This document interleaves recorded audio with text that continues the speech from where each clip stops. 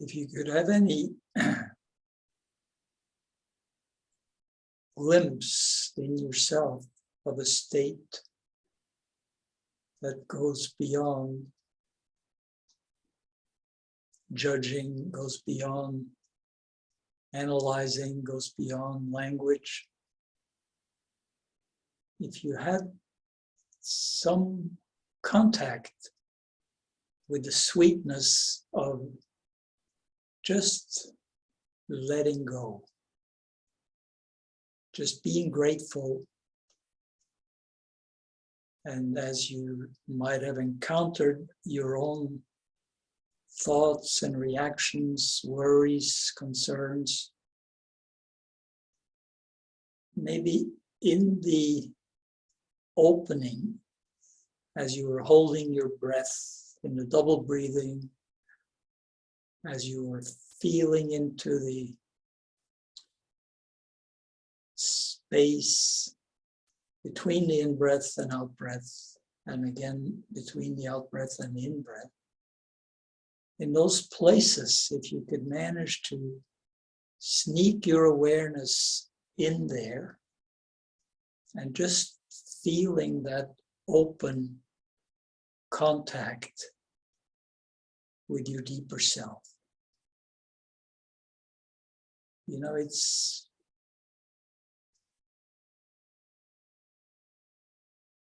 mystical in a way, but it's not complicated in the slightest.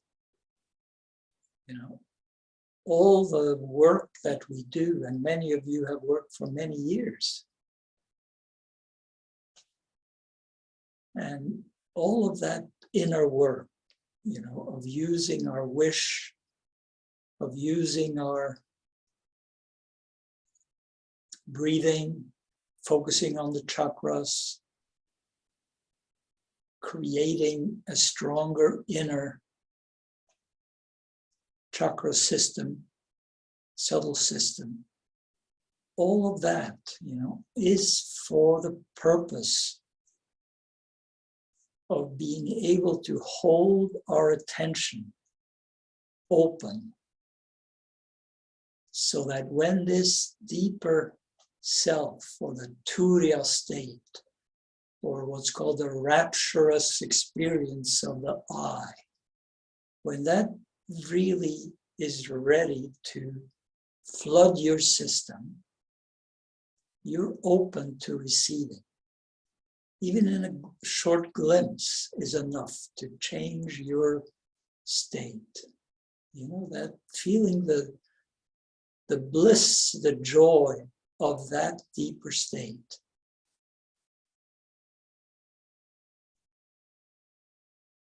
Opens you to being aware of that on some level when you're awake, when you're sleeping, when you are in a deep sleep. You know, it's the state which is beyond but inclusive of all those states. That Turiya state is just pure awareness.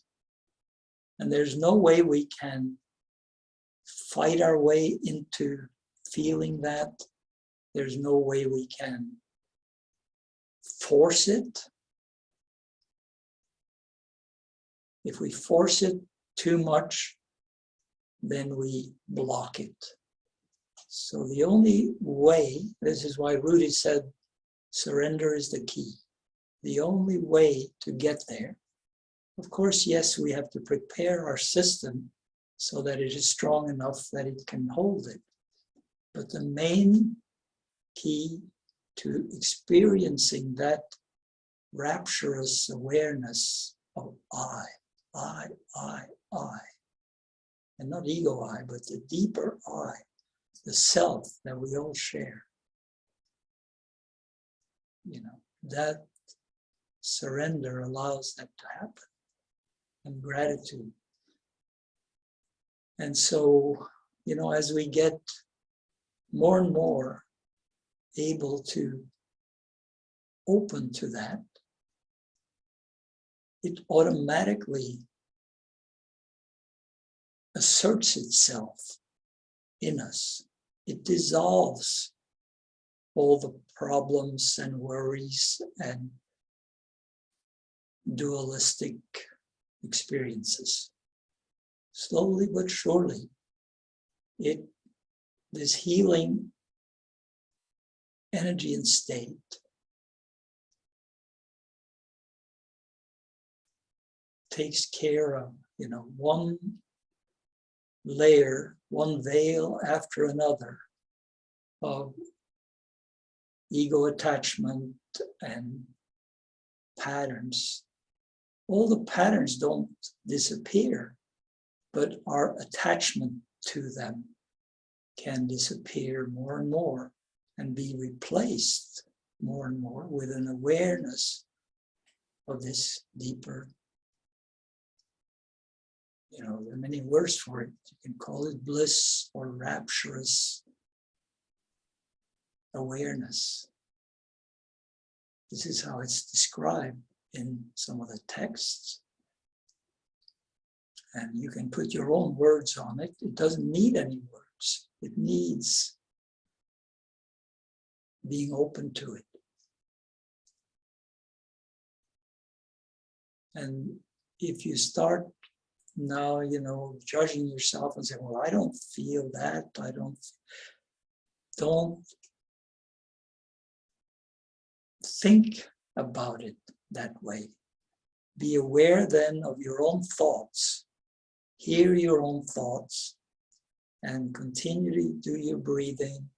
And in a double breathing exercise, open your heart and allow your awareness to dissolve the thought. You're slipping in between your own thoughts.